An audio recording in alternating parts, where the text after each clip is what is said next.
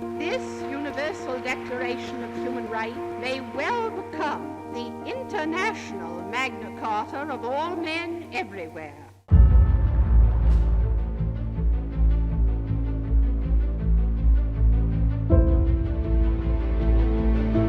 After the Second World War and the Great Economic Depression, there was a spirit to think, what can we do to ensure that this kind of situations will never happen again?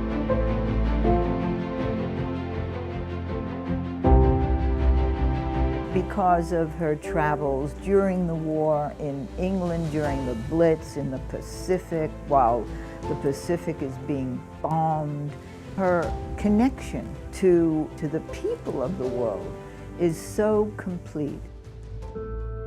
After FDR dies, there are many efforts to get Eleanor Roosevelt to run for the Senate, and there's even some thought that maybe she should run for vice president.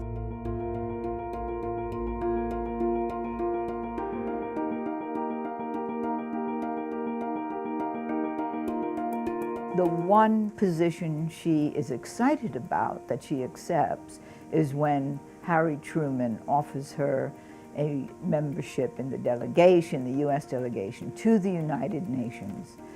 It was such an opportunity to build a movement for peace and for human rights.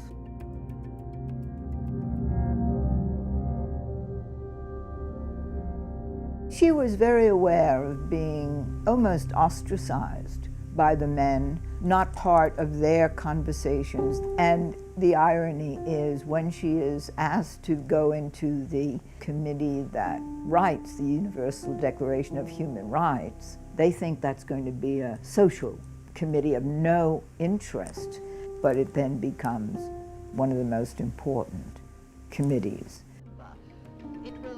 Eleanor Ruзвelt, being a woman who was very strong with democratic ideas, and she was really key on the draft of the Declaration of Human Rights. I now open the meeting of the drafting committee of the Commission on Human Rights.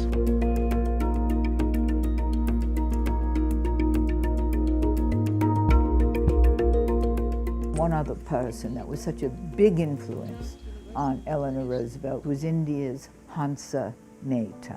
For the Universal Declaration of Human Rights, it was Hansa Mehta who said, "Excuse me, Mrs. Roosevelt, if you say all men are created free and equal, around the world it will be all men, women not included." And so the words were changed to all human beings. That small change has had a tremendous impact. Women will be included everywhere. All human beings, men and women and children, have these rights.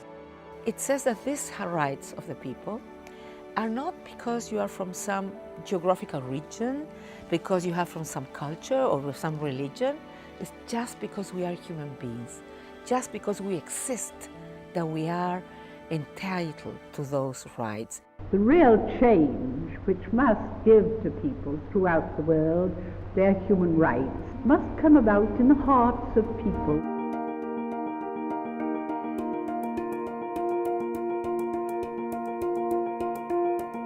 Their ability to work together, to negotiate across all their differences, is really what made the creation of the Universal Declaration of Human Rights possible.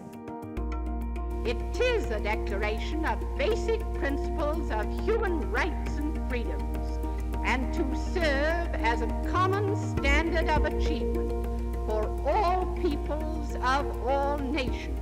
And it's particularly fitting that here tonight, the person who's been the leader in this movement, assisted though she has been by many others.